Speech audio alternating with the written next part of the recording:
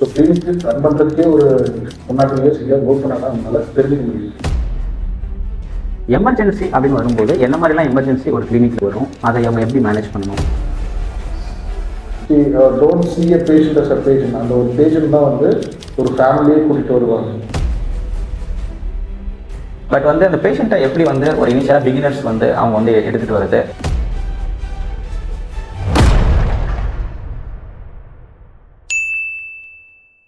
Welcome to health care maverick channel. So this channel எதுக்கு பண்ணுறோம் அப்படின்னா, ஒரு டாக்டர்ஸ் அவங்க ஹாஸ்பிட்டலோ கிளினிக்கோ செட் பண்ணும்போது எப்படி அதை பண்ணணும், அதில் என்ன மாதிரி சேலஞ்சஸ் இருக்குது அப்படின்றதுக்காக இந்த சேனல் இருக்குது. ஸோ இன்றைக்கி நம்ம கூட டாக்டர் அசோக் இருக்காங்க, சீனியர் டென்டிஸ்ட். ஹலோ. அவங்க வந்து இன்றைக்கி ஒரு டென்டிஸ்ட் வந்து ஒரு பிடிஎஸ் படித்து முடிச்சுட்டாங்க. அடுத்து அவங்க கிளினிக் ஸ்டார்ட் பண்ணலாமா, இல்லை வந்து எம்டிஎஸ் படிக்கலாமா, இல்லை கிளினிக் ஸ்டார்ட் பண்ணும்போது என்ன மாதிரியான விஷயங்களை அவங்க பார்க்கணும் அப்படின்றதுக்காக இன்றைக்கி இந்த டாபிக். நம்மக்கிட்ட நிறைய கேள்விகள் இருக்குது, அதை நம்ம அவர்கிட்ட கேட்கலாம். Doctor Ashok sir, welcome to health care maverick. Thank you. ஒரு பிடிஎஸ் படித்து முடிச்சிட்டாரு, அவர் வந்து இப்போது ஒரு கிளினிக் ஸ்டார்ட் பண்ணணும்னு நினைக்கிறாரு. இப்போ இது சரியா, இல்லை அவர் எப்படி ஸ்டார்ட் பண்ணணும், அதை பற்றி நீங்கள் என்ன நினைக்கிறீங்க? So first of all BS படித்து முடித்தவொடனே எந்த irrespective ஆஃப் எந்த காலேஜாக இருக்கட்டும், லைக் அந்த காலேஜில் நிறைய கேஸ் இருக்கட்டும், கம்மியாக கேஸ் இருக்கட்டும், அது பிரச்சனையே கிடையாது. அவங்க முடிச்சுட்டு வரும்போது பிடிஎஸில் என்ன பண்ணுவாங்கன்னா, உங்களுக்கு இதுதான் கேஸ், இதுதான் வந்து நீங்கள் பண்ண போகிற ப்ரொசீஜர்னு சொல்லி தான் கொடுப்பாங்க. ஸோ அவங்க டைரெக்டாக அது பண்ணுற மாதிரி தான் இருக்கும். இன்டர்ன்ஷிப்பில் வேணால் கொஞ்சம் லேர்ன் பண்ணிக்கலாம் முடிய, ஃபுல் டயக்னோசிஸ் ஒரு கிளினிக் ரன் பண்ணுறது எப்படின்னு தெரிஞ்சுக்கிறதுக்கு எந்த காலேஜும் கிடையாது. ஸோ கிளினிக்கு ரன் பண்ணுறதுக்கே ஒரு 1 or 2 years இங்கே ஒர்க் பண்ணால் தான் அவங்களால தெரிஞ்சுக்க முடியும். நீங்கள் டே 1 காலேஜ் முடித்தோடனே அடுத்தது வந்து டைரெக்டாக கிளினிக் ஓப்பன் பண்ணும்போது அவங்க நிறைய இடத்துல ஃபெயில் ஆவாங்க. லைக் என்னென்னா patient management, materials management, staff management, இதில் எல்லாம் மிஸ் ஆவாங்க. அப்போ வந்து அவங்களுக்கு இனிஷியலாக பண்ணும்போது பயங்கர ஸ்ட்ரகிள்ஸ் இருக்கும்.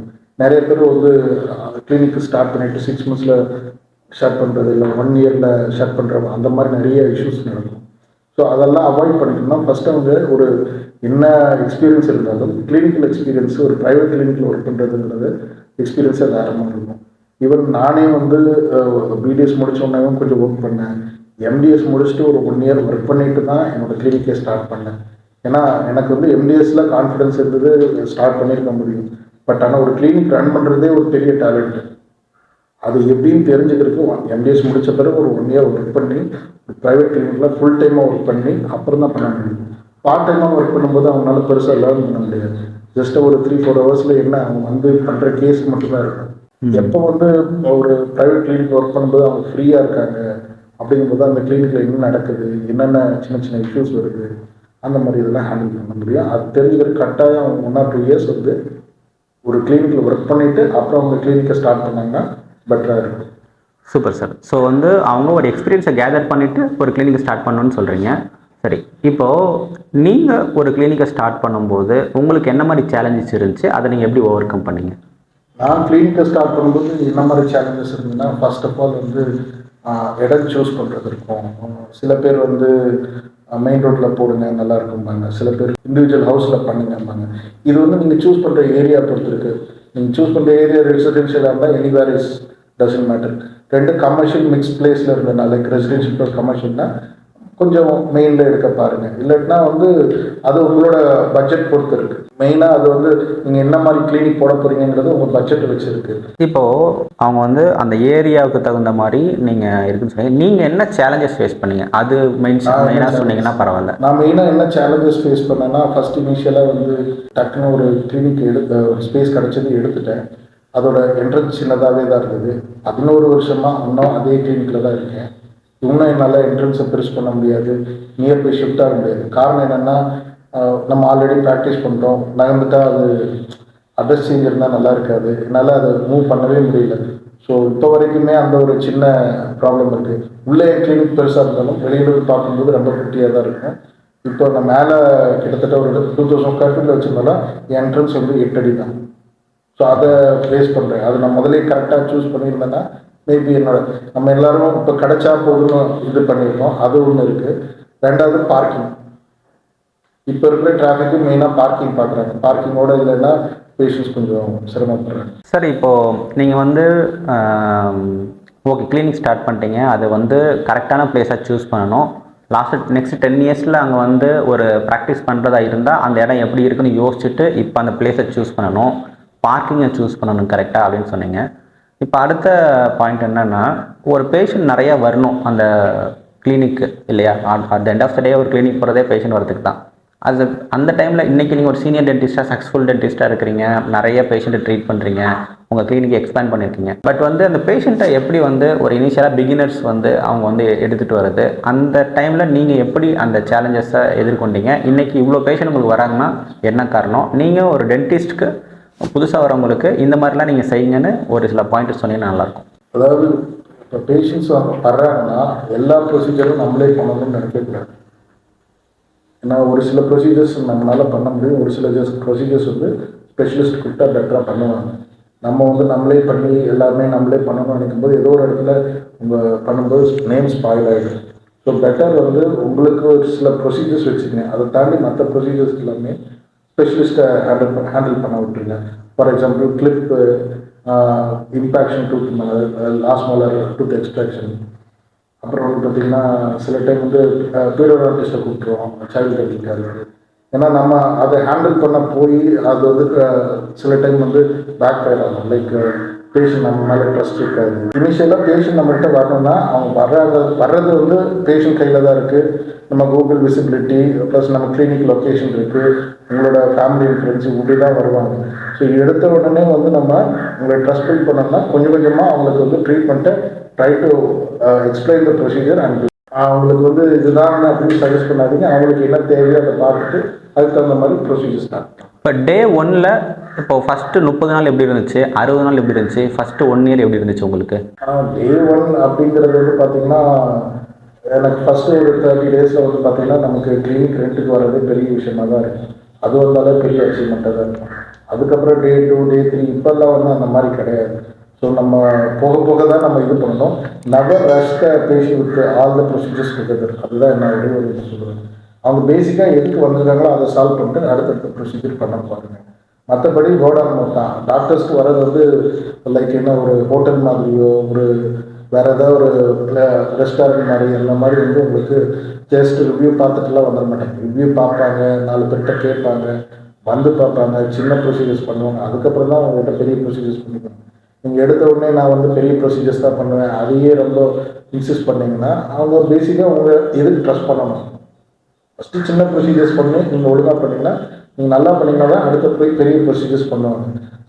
Don't see a patient as a patient. அந்த ஒரு பேஷண்ட் தான் வந்து ஒரு ஃபேமிலியே கூட்டிகிட்டு வருவாங்க. நீங்கள் அந்த ஒரு பேஷண்ட்டை வந்து இருந்து மட்டும் நம்ம அந்த ப்ரொசீஜர் எல்லாம் பண்ணணும், ரஷ் பண்ணிவிட்டு நிறையா ப்ரொசீஜர் சொல்லிட்டீங்கன்னா கடைசியில் வந்து அவங்க ஏதோ ஒரு பாயிண்ட் உங்க மேலே ட்ரஸ்ட் போயிடுச்சுன்னா அதுக்கப்புறம் பண்ணணும். சார் வந்து என்ன சொன்னாங்க அப்படின்னா, நம்ம ஒரு பேஷண்ட்டை நம்ம பார்க்க போது அவங்ககிட்ட முதல் ட்ரஸ்ட் பில்ட் பண்ணணும். அவங்ககிட்ட நம்ம நல்லா ட்ரீட்மெண்ட் பண்ணோம் அப்படின்னா அவங்களே அடுத்த பேஷண்ட் கூப்பிட்டு வருவாங்க. இதுதான் பேஷண்ட் பில்ட் பண்ணுறதுக்கான ஆர்கானிக்கான ஃபஸ்ட்டு வே. அடுத்து கூகுள் ரிவ்யூஸ் மூலியமாகவும் நமக்கு பேஷண்ட்ஸ் வருவாங்க. இன்றைக்கி கூகுள் ரிவ்யூஸ் இருக்குது, அவர் ஸ்டார்ட் பண்ண அன்றைக்கி கூகுள் ரிவ்யூஸ் கிடையாது. ஸோ அப்போ என்ன அப்படின்னா கூகுள் ரிவ்யூஸை பார்த்து வரக்கூடிய பேஷண்ட்ஸ் வந்து அவரோட அனுபவத்தில் என்ன சொல்கிறாரு அப்படின்னா, புது பேஷண்ட்டாக இருப்பாங்க, நியூ டு த டவுனாக இருப்பாங்க, அவங்கள்ட்ட வரக்கூடிய வேட் ஆஃப் மவுத் கம்மியாக இருக்கும். பட் ஃபியூச்சரில் ஜாஸ்தியாக அதுக்கான வாய்ப்புகள் இருக்குது. அடுத்த பாயிண்ட் அவர் என்ன சொல்கிறாரு அப்படின்னா, ஒரு பேஷண்ட்டை ஒரு பர்டிகுலர் ட்ரீட்மெண்ட்டை சொல்லி அதை வந்து அவர்கிட்ட ஹாப்பி பண்ண வச்சு போனாலே போதும், அடுத்தடுத்த பேஷண்ட் நிறையா வரும் அப்படின்றத சொல்கிறாங்க. சார் இப்போ அடுத்த கொஷின், ஒரு பேஷண்ட் வராங்கன்னா ஒரு ட்ரீட்மெண்ட் பிளான் எப்படி பண்ணணும்? ட்ரீட்மெண்ட் பிளான் பேசிக்காக அவருக்கு என்ன ரெக்குவயர்மெண்ட்டுக்கு வந்திருக்காங்களோ அதை ஃபஸ்ட்டு பண்ணணும். அதுக்கப்புறம் மற்ற ப்ரொசீஜர்ஸ்லாம் மோட்டிவேட் பண்ணணும். அவங்க ஓகேன்னா பண்ணிக்கணும், ரொம்ப ஃபோர்ஸ் பண்ணக்கூடாது. லைக் என்னென்னா இது நீங்கள் பண்ணியே ஆகணும் அந்த மாதிரி எதுவும் ஃபோர்ஸ் பண்ணக்கூடாது. ஏன்னா தேனும் அவங்களுக்கு என்ன வேணுமோ அதான் பண்ணுவாங்க. நம்ம போய் ஃபோர்ஸ் பண்ணும்போது நம்ம வேண்டாம் வரைக்கும் அவங்கள ட்ரீட்மெண்ட்டை திணிக்கிற மாதிரி நினைப்பாங்க. ஸோ அதை எப்பவுமே பண்ணக்கூடாது. ஓகே, ஒரு ப்ராக்டிஸ் மேனேஜ்மெண்ட் லைக் அப்பாயின்மெண்ட்ஸ் இதெல்லாம் எப்படி அவங்க மேனேஜ் பண்ணணும்? அது வந்து உங்களோட எகைன் அது வந்து உங்கள் ஃபினான்ஷியல் பட்ஜெட்டை பொறுத்து இருக்குது. சில பேர் ஓன் சாஃப்ட்வேர் வச்சுருப்பாங்க, சில பேர் வந்து ட்ராக்டர் யூஸ் பண்ணுவாங்க. இனிஷியலாக கிளினிக்கில் பேஷண்ட்டை வர வைக்கிறதுக்கு ஒரே ஒரு இதுதான், கூகுளில் உங்கள் விசிபிலிட்டி வச்சுக்கோங்க. கூகுள் மேப்ஸில் வந்து உங்கள் கிளினிக்கு விசிபிளாக வச்சுக்கோங்க. அதுக்கப்புறம் வந்து அதுக்கு அடுத்து வர பேஷண்ட் வரதெல்லாம் வந்து பேஷண்ட் உங்கள் மேலே வச்சுருக்க ட்ரஸ்ட்னால தான். நிறைய பேர் வெறும் கூகுள் ரிவ்யூவை நம்பி இருப்பாங்க, அது வந்து பெருசாக உங்களுக்கு ஒர்க் ஆகுமான்னு தெரியல. ஏன்னா கூகுள் ரிவ்யூ பார்த்துட்டு இங்கே வர்றவங்க மோஸ்ட்டாக ஒரு 80% வந்து பார்த்திங்கன்னா வெளியூருக்காரங்க, இந்த நியூ டு த டவுன் அந்த மாதிரி தான் இருப்பாங்க. அவங்களால பின்னாடி பெருசாக வந்து பேஷண்ட்டை ரெஃபர் பண்ண முடியுமானா அது வந்து கொஞ்சம் கஷ்டம். ஸோ அதனால மெயினாக மோராக ஆர்கானிக்காக க்ரோ பண்ணுற மாதிரி, அதாவது ட்ரஸ்ட் பில்ட் பண்ணி க்ரோ பண்ணுற மாதிரி பாருங்கள். வெறும் கூகுள் ரிவ்யூ இதை வந்து நம்பி இருக்கிற இது வேண்டாம். வர்ற பேஷண்ட் எப்படி கூகுள் ரிவ்யூ வந்தாங்களா இல்லை நேராக சொல்லி வந்தாங்களான்னு தெரியாது. அவங்களுக்கு வந்து நல்லா ட்ரஸ்ட் பில்ட் பண்ணுற மாதிரி நல்ல ட்ரீட்மெண்ட்ஸ் கொடுங்க, அதுவே போதுமானது. சார் இப்போ வந்து நம்ம ஒரு கிளினிக் செட் பண்ணுறோம். அந்த செட் பண்ணுறதுல என்ன மாதிரி சேலஞ்சஸ் இருக்குதுன்னு சொன்னீங்க. அப்புறம் பேஷண்ட்டை பில் பண்ணுறது எப்படின்றது சொன்னீங்க. அப்புறம் ட்ரீட்மெண்ட் பிளானிங் எப்படி பண்ணுறதை பற்றி சொன்னீங்க. இப்போது எனக்கு என்ன ஒரு கொஷின் இருக்குது அப்படின்னா, அவங்க அப்பாயின்மெண்ட்ஸை எப்படி மேனேஜ் பண்ணணும் அப்படின்றத சொல்லுங்களேன். ப்ராக்டிஸ் மேனேஜ்மெண்ட்ங்கிறது அந்த டாக்டரோட பட்ஜெட் பொறுத்து இருக்குது. லைக் அவங்க ஓன் சாஃப்ட்வேர் வச்சுக்கலாம், இல்லை ஆன்லைனில் நிறைய சாஃப்ட்வேர்ஸ் இருக்குது. ப்ராக்டோ இல்லை கிவி இந்த மாதிரி நிறைய சின்ன சின்ன சாஃப்ட்வேர்ஸ் இருக்குது. எல்லாமே பேமெண்ட்ஸில் இப்போ ரொம்ப கம்மியாக தான் இருக்குது. அந்த மாதிரி மேனேஜ் பண்ணிக்கலாம். சில பேர் டைரி வச்சு மேனேஜ் பண்ணுவாங்க. ரெகுலர் வந்து அவங்களுக்கு கரெக்டாக அன்றைக்கி கூப்பிட்டு ரிமைண்ட் பண்ணுறது. அந்த பேஷண்ட்க்கு வந்து ஒரு டைம் ஃபிக்ஸ் பண்ண டைம் வந்து அடிக்கடி சேஞ்ச் பண்ணக்கூடாது. சில பேஷண்ட்ஸ் மாற்றுவாங்க, பட் நம்ம சைடில் நம்ம கரெக்டாக இருக்கணும். ஒரு டைம் ஃபிக்ஸ் பண்ணுறேன்னா அது 95% வந்து நம்ம அன்அவாய்டபிள் சர்க்கம்ஸ்டன்ஸில் தான் அதை சேஞ்ச் பண்ணணும். முடிஞ்ச வரைக்கும் ஸ்ட்ரிக்டாக அந்த டைம் சொல்லிட்டிங்கன்னா அந்த டைமுக்கு பண்ண பாருங்க. இப்போ வந்து ஒரு ஃபினான்ஷியல் பாயிண்ட் ஆஃப் வியூவில் சொல்லுங்கள். இப்போது அட் எண்ட் ஆஃப் த டே நம்ம கிளினிக் ரன் பண்ணுறோம் அப்படின்னா அவங்க ப்ராஃபிட்டபுளாக ரன் பண்ணணும். அப்போது ஒரு ட்ரீட்மெண்ட் காஸ்ட்டு செட் பண்ணுறது, இதெல்லாம் பேஷண்ட் ஃபீஸ் செட் பண்ணுறது, இதெல்லாம் இருக்குது. இதை அவங்க ப்ராஃபிட்டபுளாக ரன் பண்ணணும்னா இதை பற்றி சொல்லுங்களேன். ஃபினான்ஷியல்ஸை அவங்க எப்படி பிளான் பண்ணணும்? இது வந்து நான் மெயினாக சொல்லி ஆகணும். ஏன்னா இனிஷியலாக ஸ்டார்ட் பண்ணுறவங்க பண்ணுற மேஜர் மிஸ்டேக் என்னென்னா ரொம்ப சார்ஜ் கம்மியாக பண்ணுறது. ஸோ ரொம்ப சார்ஜ் கம்மியாக பண்ணும்போது அவங்களுக்கு என்ன ஆகுனா அப்போதைக்கு இப்போ ஒரு சின்ன ப்ராஃபிட் இருக்கிற மாதிரி தோணும். ஏன்னா நீங்கள் கிளினிக் இனிஷியலாக இன்வெஸ்ட் பண்ணும்போது உங்கள் சேர் புதுசு, எல்லாமே புதுசு, எல்லாமே ஓகே. ஆஃப்டர் 2-3 இயர்ஸ் கழிச்சு தான் ட்ரபிள் ஆகும். ஸோ போனால் நீங்கள் லிட்டரலாக பார்த்தீங்கன்னா நீங்கள் என்ன கிளினிக் இன்வெஸ்ட் பண்ணீங்களோ அது 5 இயர்ஸில் எகைன் ரிப்பேருக்கு மட்டும் நீங்கள் செலவு பண்ண வேண்டியது. நீங்கள் அந்த ரிப்பேர் காஸ்ட்டையும் சேர்த்து உங்கள் சார்ஜஸில் வச்சுக்கணும். ஏன்னா நத்திங் இஸ் ஃப்ரீ. ஏன்னா வந்து ஒரு சின்ன சின்ன சர்வீஸ்லேருந்து சின்ன சின்ன பார்ட்ஸ்லேருந்து நீங்கள் மாற்றிக்கிட்டே தான் இருக்கணும். மெயினாக கிளினிக்கில் ஆஃப்டர் 5 இயர்ஸ் பார்த்தீங்கன்னா நிறைய சின்ன சின்ன சர்வீஸ் வரும், ரிப்பேர்ஸ் வரும், ரீப்ளேஸ்மெண்ட் பண்ண வேண்டியது இருக்கும். அதே மாதிரி பார்த்தீங்கன்னா இன்றைக்கி நமக்கு வைக்கிற சார்ஜ் தான் நீங்கள் அடுத்த 10 வருஷத்துக்கு இந்த சார்ஜை மாற்றவே முடியாது. ஏன்னா நான் இது பர்சனலாக நானே ஃபீல் பண்ணியிருக்கேன். ஏன்னா வந்து நம்ம இனிஷியலாக நான் சார்ஜஸ் வந்து வச்சுட்டு அதை மாடிஃபை பண்ணுறதுக்கு நான் ரொம்ப சிரமப்பட்டிருக்கேன். ஏன்னா உங்களுக்கு என்ன மாதிரி நீங்கள் சார்ஜ் சொல்கிறீங்களோ அந்த பேஷண்ட் அதே மாதிரி சார்ஜ் உள்ள அந்த சார்ஜை சொல்லி தான் இன்னொரு பேஷண்ட்டை ரெஃபர் பண்ணுவாங்க. நீங்கள் இன்னொரு பேஷண்ட்டுக்கு வரும்போது 1 இயர்லேயே சார்ஜ் மாற்றிட்டீங்கன்னா சில பேர் கேட்பாங்க. அது சார்ஜஸ் வந்து நீங்கள் முதலே கரெக்டாக இதுதான் வந்து உங்களுக்கு வேண்டியது இருக்கும். இது வந்து என்ன சொல்கிறது, ஃபார் எக்ஸாம்பிள் உங்களுக்கு ஒரு ட்ரீட்மெண்ட் காஸ்ட் வந்து ஒரு 1000 to 1500 உங்களுக்கு இன்காஸ்ட் ஆகுதுன்னா அட்லீஸ்ட் 3 times சார்ஜ் வச்சுக்க பாருங்கள். ஃபார் எக்ஸாம்பிள் நீங்கள் 1000 rupeesக்கு உங்களுக்கு ட்ரீட்மெண்ட் காஸ்ட் ஆகுதுன்னா நீங்கள் 3000 சார்ஜ் பண்ணுங்க. ஏன் அப்படின்னா 1000 வந்து அந்த மெட்டீரியல் போயிடும். 1000 வந்து ஹிடன் காஸ்ட் இருக்கும். லைக் என்ன, நீங்கள் கிளினிக் ரன் பண்ணணும், உங்கள் மெஷினோட தேய்மானம் இருக்கும், உங்கள் மெட்டீரியல்ஸ் வேஸ்டேஜ் இருக்கும், அப்புறம் வந்து கிளினிக் ஸ்டாஃப் வாடகை இதெல்லாம் இருக்கும். அதில் 3000 தான் உங்களுக்கு வரும். ஸோ பார்த்தீங்கன்னா நீங்கள் 3000 பார்த்தீங்கன்னா அன்றைக்கி இன்னமும் 3000 வந்துட்ட மாதிரி இருக்கும். பட் எண்ட் ஆஃப் த டே நீங்கள் அந்த மெட்டீரியல் வாங்கணும், புதுசாக அந்த ரிப்பேர்ஸ்க்கு செலவு பண்ணணும், ரெண்ட் பே பண்ணணும், இது எல்லாமே யோசிச்சு பண்ணணும். நிறைய பேர் என்னென்னா பண்ணோடனே கிளினிக் ஆரம்பிச்சோடனே நான் கம்மியாக பண்ணுறேன் அப்படின்னு பண்ணுவோம். நீங்கள் ஒன்ஸ் அதை பண்ணிட்டீங்கன்னா அதே மாதிரி பேஷண்ட்ஸ் தான் நீங்கள் திருப்பி பார்த்துட்டு இருக்க வேண்டியது. ஸோ உங்களால் சார்ஜஸ் இன்க்ரீஸ் பண்ணுறது ரொம்ப கஷ்டமாக இருக்கும். So nice. So as a new டென்டிஸ்டாக நீங்கள் வந்து ஒரு பிடிஎஸ் முடிச்சுட்டு நீங்கள் கிளினிக் செட் பண்ணால் அவர் ஃபஸ்ட்டே சொல்லிட்டாரு எக்ஸ்பீரியன்ஸ் வேணும்னு. ஒரு 2 years எக்ஸ்பீரியன்ஸ் வேணும்னு சொன்னார். அதுக்கடுத்து இப்போ என்ன சொல்லியிருக்காரு அப்படின்னா, நீங்கள் சார்ஜ் ஃபிக்ஸ் பண்ணும்போது அடுத்த 5 yearsக்கு வரக்கூடிய ரெக்கரிங் எக்ஸ்பென்ஸையும் பிளான் பண்ணிவிட்டு அக்கார்டிங்லி நீங்கள் சார்ஜை ஃபிக்ஸ் பண்ணுங்கள். எடுத்தோடனே லோவாக ஃபிக்ஸ் பண்ணிங்க அப்படின்னா கூட்டி கழித்து பார்க்கும்போது லாஸாக வரும். அசோக் சார், இப்போ வந்து ஒரு கிளினிக் வந்து நம்ம ஸ்டார்ட் பண்ணும்போது அடுத்து பணம் அதிகமாக செலவிடக்கூடிய இடம் பார்த்திங்கன்னா எக்யூப்மெண்ட்ஸ்க்கும் மெட்டீரியல்ஸ், அப்புறம் இன்டீரியர். இது சம்மந்தமாக நீங்கள் நியூவாக ஜாயின் பண்ணக்கூடிய, நியூவாக வந்து ஸ்டார்ட் பண்ணக்கூடிய டென்டிஸ்ட், கிளினிக் ஸ்டார்ட் பண்ணக்கூடிய டென்டிஸ்ட்க்கு நீங்கள் என்ன சஜஷன் சொல்ல விரும்புகிறீங்க? எல்லோரும் கிளினிக் ஸ்டார்ட் பண்ணும்போது மெயினாக அவங்க யோசிக்கிறது என்னென்னா நல்ல ஸ்பேஷியஸாக ஆரம்பிங்க. ஏன்னா வந்து இனிஷியலாக நீங்கள் ஒரு சின்ன ஸ்பேஸ் எடுத்துகிட்டு அதில் வந்து ரன் பண்ணுவீங்க. கொஞ்ச நாள் நல்லா பேஷண்ட்ஸ் வரும்போது உங்களால் எக்ஸ்பேண்ட் பண்ண வழி இல்லாமல் இருக்கும். ஸோ நல்ல ரிசப்ஷனை கொஞ்சம் நல்லா பெருசாக பிளான் பண்ணிக்கோங்க. உள்ளே வந்து இன்டீரியர்ஸ் வந்து நீங்கள் பெரிய உங்கள் பட்ஜெட் வைஸ் நீங்கள் பார்த்து பண்ணிக்கலாம். பட் மெயினாக இதெல்லாம் வந்து ஒரு பார்ட்டு தான். அதை விட்டுட்டு நல்ல ஒரு எக்யூப்மெண்ட்டில் வந்து இன்வெஸ்ட் பண்ண ட்ரை பண்ணுங்கள். ஃபார் எக்ஸாம்பிள் நல்ல ஒரு ஆர்பிஜி, அதாவது எக்ஸ்ரே எடுக்கிற மிஷினு, அதை வந்து நல்லா சூஸ் பண்ணுங்கள். இது இனிஷியலாக சில இதில் காஸ்ட் கம்மியாக சூஸ் பண்ணலாம், பட் ஆனால் அதோட குவாலிட்டி எப்படி இருக்குங்கிறத பார்த்துங்க.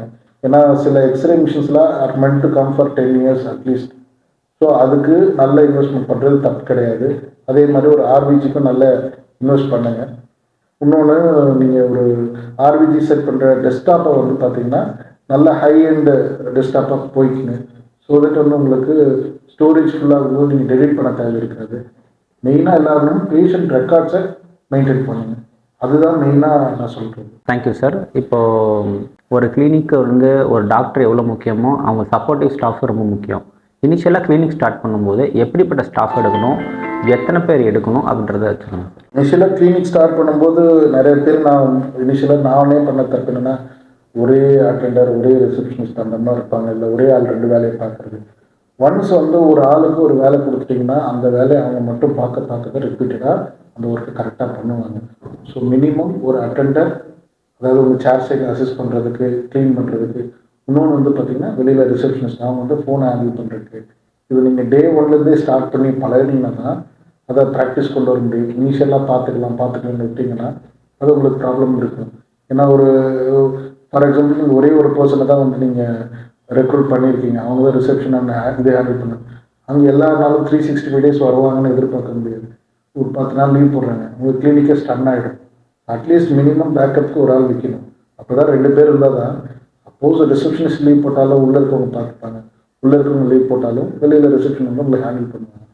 அதே மாதிரி சேர்ஸை வந்து மினிமமாகவே வந்து 2 chairs போட ட்ரை பண்ணுங்கள், டென்டல் சேர்ஸ். ஏன்னா மினிமம் 2 டென்டல் சேர் இருக்குதுன்னு சொல்கிறேன்னா நீங்கள் பண்ணிகிட்ருப்பீங்க, கன்சல்டன்ட் வரலாம், அப்போ வந்து அவங்களுக்கு உங்கள் ப்ரொசீஜர் அவாய்ட் பண்ணுற மாதிரி இருக்கும். அதே மாதிரி நீங்கள் பண்ணிட்டு சேரில் ஒரு சின்ன சர்வீஸ் ப்ராப்ளம்னாலும் என்ன பண்ணுவீங்க, இம்மிடியேட்டாக வந்து நம்ம ஸ்டன் ஆகிடும் கிளினிக்கு. ஸோ அப்போ வந்து என்ன பண்ணணும்னா அதுக்கு இன்னொரு பேக்கப்பாவது இன்னொரு சேர் வேணும். ஸோ உங்கள் பட்ஜெட் வைஸ் வந்து ஒன்று மினிமல் பட்ஜெட்லேயும் இன்னொன்று நல்ல பட்ஜெட்லேயும் நீங்கள் போட்டுக்கலாம். ஒரு எமர்ஜென்சி அப்படின்னு வரும்போது என்ன மாதிரிலாம் எமர்ஜென்சி ஒரு கிளினிக்கில் வரும், அதை அவங்க எப்படி மேனேஜ் பண்ணணும்? டென்டல் எமர்ஜென்சிஸ்ன்னு பார்த்தீங்கன்னா ஃபர்ஸ்ட் ஆஃப் ஆல் இனிஷியலாக லோக்கல் அனஸ்தீசியா போடும்போது உங்களுக்கு சின்கோ போகிறோம், அதை ஹேண்டில் பண்ண நல்லா கற்றுக்குங்க. மெடிக்கல் எமர்ஜென்சிஸ் ஹேண்டில் பண்ணுறதுக்கு ட்ரைனிங்ஸ் எல்லாம் தனியாக இருக்குது, அதை கொஞ்சம் மேனேஜ் பண்ணிக்கோங்க.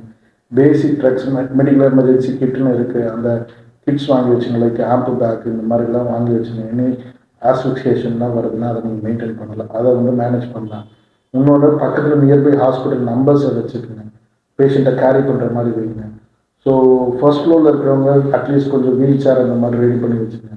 ஏன்னா இன்கேஸ் ஆஃப் எமர்ஜென்சினா நீங்கள் கொண்டு போகிறது கஷ்டமாக இருக்கும். மெயினாகவும் ஃபர்ஸ்ட் ஆஃப் ஆல் நீங்கள் வந்து நல்ல பேஷண்ட் ஹிஸ்ட்ரி தேடிக்கங்க, ஹிஸ்ட்ரி எடுத்துக்கங்க. ஏன்னா பேஷண்ட் ஹிஸ்ட்ரியை நீங்கள் மிஸ் பண்ணிட்டீங்கன்னா தான் இது எல்லாமே பிரச்சனையாகும். சில பேர் சீசஸ் இருக்கிறத சொல்ல மாட்டாங்க, அவங்ககிட்ட நல்லா டீட்டெயிலாக கேட்டுருங்க. எடுத்த உடனே வந்து ட்ரீட்மெண்ட்டில் இது பண்ணாதீங்க, நல்ல கேஸ் ஹிஸ்ட்ரி வந்து எடுங்க. கேஸ் ஹிஸ்ட்ரியை மிஸ் பண்ணிட்டீங்கன்னா அது வந்து நம்ம பேசிக்காக 3rd yearல படிக்கிறது தான். அதை மிஸ் பண்ணிவிட்டு அதை அவாய்ட் பண்ணிவிட்டு உடனே ப்ரொசீஜர் ஸ்டார்ட் பண்ணும்போது எதுக்குன்னு தெரியாது. ஏன்னா பேஷண்ட்டுக்கு வந்து டென்டலுக்கு இதெல்லாம் சொல்லணுமான்னு நினைப்பாங்க, ஏன்னா டென்டலுக்கு இதெல்லாம் அவசியமானு நினைப்பாங்க. சில பேஷண்ட்ஸ் வந்து பார்த்திங்கன்னா நான் வந்து மாத்திரை சாப்பிடுவாங்க, எதுக்கு சாப்பிட்றாங்கன்னே தெரியாது. சில ஏஜ்டு பர்சன்ஸ் வந்து எக்ஸாம்பிள் ஆஸ்பிரின் வந்து சாப்பிட்றாங்க. அதாவது இப்போல்லாம் வந்து சில டாக்டர்ஸ் வந்து மைல்டாக வந்து கார்டியாக் ப்ரோனாக இருந்தாங்கனாலே வந்து ஆஸ்பிரின் வந்து ப்ரிகாஷன் கொடுப்பாங்க. நிறைய பேர், எனக்கே ஒரு பேஷண்ட் வந்தாங்க, சார் நீங்கள் எதுக்காக டேப்லெட் சாப்பிட்றீங்க? இல்லை சார் சும்மா ஜென்ரலாக வந்து மல்டிவிட்டமின் டேப்லெட் தான் சாப்பிட்றேன்னு சொல்லியிருக்காரு. ஆனால் அவர் பார்த்தீங்கன்னா அவருக்கு சாப்பிட்ற டேப்லெட்ஸ் எல்லாம் கொடுங்கன்னு பார்க்கும்போது அவர் ஆஸ்பிரின் சாப்பிட்ருக்காரு. என்னென்னா அவருக்கு மைல்டு வந்து ஆன்ஜியோ பண்ணும்போது சின்ன ப்ராப்ளம் இருக்கிறதுனால அவங்களுக்கு வந்து ஒரு ப்ரிகாஷனரியாக வந்து டாக்டர் வந்து கொடுத்துருக்காரு. அவர் சொல்லியிருக்காரு, அந்த டாக்டர் மென்ஷன் பண்ணியிருக்காரு, இவருக்கு அதை வந்து அண்டர்ஸ்டாண்ட் பண்ணிக்கல, தெரியல. சப்போஸ் நான் அந்த பேஷண்ட்க்கு ஒரு எக்ஸ்ட்ராக்ஷன் பண்ணியிருந்தேன்னா, இதை நோட் பண்ணாமல் பண்ணியிருந்தேன்னா ப்ளீடிங் சிவியராக வந்திருக்கும், அப்போ நம்ம மேனேஜ் பண்ணுற மாதிரியா இருக்கும். சில பேஷண்ட்ஸ் வந்து என்னென்னா ஆஸ்பிரின் சொல்கிறத மறந்துடுவாங்க. சில பேஷண்ட்க்கு வந்து பார்த்திங்கன்னா பிபி இருக்கும், அதை வந்து பெருசாக வந்து பிபி இருக்கும் ஆனால் டேப்லெட்ஸ் எடுத்துக்க மாட்டாங்க. ஸோ நீங்கள் ஏதாவது எக்ஸ்ட்ராக்ஷன் ப்ரொசீஜர்ஸ்லாம் பண்ணுறீங்கன்னா மேண்டேட்ரியாக என்ன ரெஸ்பெக்டிவ் ஆஃப் என்ன ஏஜ் என்ன கண்டிஷன் இருக்கோ பிபி எடுக்க பாருங்கள். இதெல்லாம் நான் சொல்கிற பேசிக் இதெல்லாம் விட மேலே நிறைய மெடிக்கல் எமர்ஜென்சிஸ் வரும். பட் அதை பற்றினா தெரிஞ்சுக்குங்க. அதுக்கு மேனேஜ்மெண்ட்டுக்கு சில ட்ரக்ஸ் எல்லாம் வச்சுக்கோங்க. அட்லீஸ்ட் ஒரு பக்கத்தில் இருக்க ஹாஸ்பிட்டல் நம்பரு, ஏதாவது ஒரு ஆம்புலன்ஸ் நம்பர், இதெல்லாம் வந்து உங்களுக்கு ரீச்சபிளாக இருக்கணும். ஏன்னா நீங்கள் அந்த டைமில் வந்து இதை வந்து உங்கள் அட்டெண்டருக்கு வந்து சொல்லி கொடுத்துருங்க. ஏன்னா நீங்கள் சப்போஸ் ஒரு பேஷண்ட்டுக்கு ஏதாவது ஒரு எமர்ஜென்சினா நீங்கள் அட்டன் பண்ணிகிட்டு இருப்பீங்க, உங்கள் அசிஸ்டண்ட்டு தான் போய் அதை வந்து கூப்பிட்றது, இதெல்லாம் பண்ணணும். இந்த மாதிரி எமர்ஜென்சி ஆச்சுன்னா இதெல்லாம் பண்ணணும்னு அவங்களுக்கு சொல்லிக் கொடுங்க. இல்லைன்னா என்ன ஆகும்னா நீங்கள் அட்டன் பண்ணுறதை விட்டுட்டு அவங்கள பேஷண்ட்டை பார்க்க சொல்ல முடியாது, நீங்கள் அலைஞ்சிட்டு இருப்பீங்க. ஸோ மினிமம் வந்து உங்கள் அட்டெண்டர்ஸ்க்கு இதெல்லாம் ட்ரெயின் பண்ணுங்க. இல்லை சார். இப்போது ஒர்க் லைஃப் பேலன்ஸ் எப்படி சார் டென்டிஸ்டாக நீங்கள் அது எப்படி பிளான் பண்ணுறீங்க சார்? இனிஷியலாக வந்து ஒர்க் லைஃப் பேலன்ஸுங்கிறது எப்படின்னா உங்களுக்கு அட்லீஸ்ட் ஒரு வீக்லி ஒரு ஆஃப் வச்சுக்கணும். அப்போ தான் வந்து ரிஃப்ரெஷிங்காக இருக்கும். இன்னொன்று சில பேருக்கு ஒவ்வொருத்தருக்கும் ஒவ்வொரு கான்செப்ட் இருக்கும். லைக் நான் எப்படின்னா என் கிளினிக் வந்து ஆல் த டே ஒர்க் ஆகும். பட் ஆனால் வந்து நான் வந்து வீக்லி ஒன் டே ஆஃப் எடுத்துருவேன். என்னோட டியூட்டி டாக்டர்ஸ் வந்து ஒன் டே ஆஃப் எடுத்துருவாங்க. என் ஒய்ஃப் வந்து ஒரு நாள் வர மாட்டாங்க. ஸோ இந்த மாதிரி டர்ன் வைஸில் எடுத்துப்போம். சி அல்டிமேட்டாக எனக்கு கிளினிக் ரொட்டேட் ஆகணும். பட் ஆனால் வந்து வரவங்களுக்கு ஆஃப் இருக்கணும். நான் ஃபார் எக்ஸாம்பிள் சண்டே வர்றாங்க அப்படின்னா அவங்களுக்கு அதெல்லாம் இன்னொரு நாள் லீவ் எடுத்துக்கணும்னு சொல்லிடுவேன். அந்த மாதிரி ஒரு நியூவாக கிளினிக் ஸ்டார்ட் பண்ணும்போது அசோக் சார், இது அவங்க வந்து என்ன மாதிரியான காமனாக மிஸ்டேக் பண்ணுவாங்க, அது என்ன அவாய்ட் பண்ணணும்? நியூவாக கிளினிக் ஸ்டார்ட் பண்ணும்போது அவங்க பண்ணுற major mistake sir, major mistake என்ன பண்ணுவாங்கன்னா அவங்க வந்து இது ஃபினான்ஷியல் மேனேஜ்மெண்ட் பண்ண மாட்டாங்க. அதாவது இனிஷியலாக நிறைய பேர் நான் ரீசெண்டாக பார்க்குற மிஸ்டேக்ஸ் என்னென்னா இன்டீரியருக்கு நிறைய செலவு பண்ணுறாங்க, எக்யூப்மெண்ட்ஸ்க்கு செலவு பண்ணுறாங்க. ஃபஸ்ட்டு எக்யூப்மெண்ட் தான் ஃபஸ்ட்டு, அப்புறம் தான் இன்டீரியர். நீங்கள் இன்டீரியர் அழகாக இருக்காங்கிறது வந்து ஒரு சிலர் பார்ப்பாங்க. ஆனால் வந்து உங்கள்கிட்ட இன்டீரியர் நல்லா இருந்து உங்கள்கிட்ட எக்யூப்மெண்ட்டில் நீங்கள் இன்வெஸ்ட் பண்ணலைன்னா அது பண்ணிக்கிட்டே இருக்கணும். இன்னொன்று வந்து அவ்வளோதான் என் கிளினிக் இவ்வளோ தான் இன்வெஸ்ட் பண்ண முடியும், நான் ஸ்டாப் பண்ணிட்டேன்னு சொல்லவே முடியாது. ஏன்னா டிஜிட்டல் டென்டிஸ்ட்ரி வர வர நமக்கு வந்து உள்ள நிறைய இன்வென்ஷன்ஸ் வந்துகிட்டே இருக்குது, புது புது மிஷின்ஸ் வந்துகிட்டே இருக்குது. அது நம்ம அப்டேட் ஆகிட்டே தான் இருக்கணும். நம்ம அப்டேட் ஆகலைன்னா வந்து கஷ்டம். ஸோ பார்த்தீங்கன்னா அதெல்லாமும் மேனேஜ் பண்ணிக்கங்க. ஸோ நீங்கள் சம்பாதிக்கிற காசில் கொஞ்சம் வந்து ஃபியூச்சர் இன்வெஸ்ட்மெண்ட், அதாவது கிளினிக் அப்கிரேடேஷனுக்கு ஒன்று எடுத்து வைக்கணும். லைக் டெய்லி எக்ஸ்பென்ஸ் போக அதை வந்து கொஞ்சம் எடுத்து வைக்கணும். ஃபார் எக்ஸாம்பிள் ஒரு மந்த்லி ஒரு 1 lakh ஏர்ன் பண்ணுறீங்கன்னா உங்கள் ஓவர் ஹெட்ஸ் போக ஒரு 50,000 நிற்குதுன்னா அந்த 50,000ல் உங்கள் பர்சனல் செலவுக்குன்னு கொஞ்சம் எடுத்து வச்சுக்கோங்க. ப்ளஸ் வந்து ஒரு கிளினிக் அடுத்த டெவலப்மெண்ட்டுன்னு அட்லீஸ்ட் ஒரு 10 or 20,000 எடுத்து வச்சிங்கன்னா தான் அது அடுத்த ஒரு 1 yearல வந்து நீங்கள் அதை டெவலப் பண்ண முடியும். இல்லைன்னா அது ரொம்ப உங்களுக்கு கஷ்டமாக. இன்னொன்று வந்து பார்த்தீங்கன்னா வெறும் நம்ம காலேஜில் படிக்கிற டிகிரி வந்து பேசிக் டிகிரியாக இருக்கும். அதே மாதிரி சின்ன சின்ன கோர்சஸ்லாம் இருக்கும். அதெல்லாம் நீங்கள் அட்டென்ட் பண்ணிட்டா அந்த ப்ரொசீஜர் எல்லாம் கம்ப்ளீட்டாக பண்ணிட முடியும்னு தெரியாது. பட் அந்த ப்ரொசீஜர்ஸை பற்றின ஒரு அண்டர்ஸ்டாண்டிங், பேசிக் அண்டர்ஸ்டாண்டிங் கிடைக்கும். So for example root canal course சொல்லி கொடுக்குறாங்க. அதை வச்சு நம்ம எல்லாத்தையும் பண்ணிட முடியுமா? அது வந்து உங்களுக்கு ஒரு இன்சைட் கொடுக்கும். அதில் வந்து எப்படி நீங்கள் வந்து மேனேஜ் பண்ணுறது, இந்த பேஷண்ட்டுக்கு எப்படி பண்ணலாம், எதை நம்ம பண்ணலாம், எதை ஸ்பெஷலிஸ்ட்டை கொடுக்கலாம்னு தான் தெரிஞ்சுக்க வைக்க முடியல. நீங்கள் வந்து எல்லாத்தையும் நம்மளே பண்ணணும்னு ட்ரை பண்ணும்போது, ஏன்னா ஒரு MDS வந்து ஒரு 3-4 years வந்து கஷ்டப்பட்டு பண்ணி அதில் எக்ஸ்பீரியன்ஸ் ஆகி வர்றது வந்து அதை நம்ம ஓன் கிளினிக்கில் பண்ணும்போது அது 5-6 years ஆகும். 5-6 years கழிச்சு வந்து நீங்கள் கான்ஃபிடென்ட்டாக இருக்கும்போது நீங்கள் ஃபுல்லாக ட்ரை பண்ணலாம். இனிஷியலாக ட்ரை பண்ணும்போது நிறைய பேர் பண்ணுற தப்பு என்னென்னா அந்த இனிஷியல் ட்ரையில் ஏதோ ஒரு ஃபெயிலியர்ஸ் பார்க்கும்போது அதுக்கப்புறம் அந்த ப்ரொசீஜர்ஸே பண்ண மாட்டாங்க. ஃபார் எக்ஸாம்பிள் நான் வந்து இம்ப்ளான்ட் படித்து விட்டு உடனே பண்ணணும்னு நினச்சேன். பட் ஆனால் சில ரிஸ்க் கேசஸ் எல்லாம் இருக்கும். அப்போ நான் ஸ்பெஷலிஸ்ட் கூப்பிட்டேன். அப்புறம் போக போக பார்த்தீங்கன்னா பண்ணதான் இப்போ கம்ப்ளீட்டாக நானே பண்ணுறேன். ஸோ கண்டிப்பாக வந்து ஒரு ஸ்பெஷலிஸ்ட் வந்து லைஃப் லாங் உங்கள் கிளினிக் வருவாங்கன்னு சொல்ல முடியாது. ஸோ எப்படி பார்த்தாலும் ஒன் பாயிண்ட் ஆஃப் டைமில் நீங்கள் அங்கே ஸ்டாப் பண்ணுவாங்க, இல்லை சேஞ்ச் பண்ண வேண்டியதாக இருக்கும். Doctor Ashok sir, thank you so much. இவ்வளோ நேரம் பொறுமையாக நீங்கள் பிஸி ஸ்கெட்யூலில் நிறைய அப்பாயின்மெண்ட் உங்களுக்கு இருக்குது. இன்றைக்கி மார்னிங் வந்து நீங்கள் சீக்கிரமாகவே வந்து நீங்கள் இவ்வளோ தூரம் சொன்னது ரொம்ப தேங்க்யூ சார். நீங்கள் புதுசாக ஒரு BDS ஒரு MDS முடிச்சிருக்கீங்க, ஒரு கிளினிக் ஸ்டார்ட் பண்ணதா இருக்கீங்க அப்படின்னா நீங்கள் வந்து இந்த வீடியோ உங்களுக்கு கண்டிப்பாக உபயோகமாக இருக்கும். இந்த நீங்கள் பார்க்குறீங்கன்னா உங்கள் சன் டாக்டர்ஸ் யாராவது BDS MDS முடிச்சிருக்காங்கன்னா அவங்களுக்கு இந்த வீடியோ ஃபார்வர்ட் பண்ணுங்கள். அதே போல் இது சம்மந்தமாக மேலும் உங்களுக்கு கொஷின்ஸ் இருக்குது, நான் இந்த கேள்வியெல்லாம் கேட்க மறந்துட்டேன், இல்லை கேட்டிருந்துருக்கலாம் நீங்கள் நினச்சிங்கன்னா அந்த கேள்விகளை எனக்கு இந்த வீடியோஸை கமெண்ட்டில் போடுங்க. நான் டாக்டர் அசோக் சார்கிட்ட பேசிவிட்டு அந்த கமெண்ட்ஸ்க்கு எங்கள் டீம் உங்களுக்கு ரிப்ளை பண்ணுவாங்க. அவர் நமக்கு வந்து ஒரு கிளினிக் ஒரு BDS படித்து முடித்தோன்னா கண்டிப்பாக ஒரு எக்ஸ்பீரியன்ஸ் எடுத்துக்கிட்டு தான் கிளினிக் ஸ்டார்ட் பண்ணணும்னு சொன்னார். ஏன்னா அந்த எக்ஸ்பீரியன்ஸில் வரக்கூடிய அனுபவம் வேறு எதாலையும் தர முடியாது அப்படின்னு சொன்னார். ஒரு ப்ராக்டிஸ் எப்படி மேனேஜ் பண்ணணும், கிளினிக் எப்படி மேனேஜ் பண்ணணும், ஸ்டாஃப் எப்படி மேனேஜ் பண்ணணும், அப்புறம் எப்படி பேஷண்ட்டை ஜென்ரேட் பண்ணணும், அப்புறம் ஒரு லாங் டைமாக எப்படி ஃபினான்ஷியலை பிளான் பண்ணணும், ஒரு கான்ஃப்ளிக்ட் ஒரு பிரச்சனை வந்து அதை எப்படி ஹேண்டில், எமர்ஜென்சியை எப்படி ஹேண்டில் பண்ணணும், இந்த மாதிரி நிறைய விஷயங்கள் நம்ம கூட அவர் ஷேர் பண்ணார். கண்டிப்பாக இது உங்களுக்கு உபயோகமாக இருக்கும்னு நினைக்கிறேன் பீயிங் அ ஸ்டார்டராக இருக்கும்போது. And thank you so much for வாட்சிங் திஸ் வீடியோ. என்னோட பவரில் நான் என்ன பெஸ்ட்டாக பண்ண முடியுமோ கண்டிப்பாக அடுத்தடுத்த வீடியோவில் நான் பெஸ்ட்டாக பண்ணுவேன். நான் என்னெல்லாம் இம்ப்ரூவ் பண்ணணும்னு சொன்னீங்கன்னா கண்டிப்பாக அதோட எனக்கு சஜஷனில் கமெண்ட்ஸாக நீங்கள் சொல்லுங்கள். அதே போல் கண்டிப்பாக நீங்கள் எங்களை சப்போர்ட் பண்ணணும்னு நினச்சிங்க, இன்னும் நாங்கள் நிறைய வீடியோ பண்ணணும்னு நீங்கள் நினைக்கிறீங்க அப்படின்னா கண்டிப்பாக இந்த ஹெல்த் கேர் மெவரிக் சேனலை சப்ஸ்கிரைப் பண்ணுங்கள். தேங்க்யூ.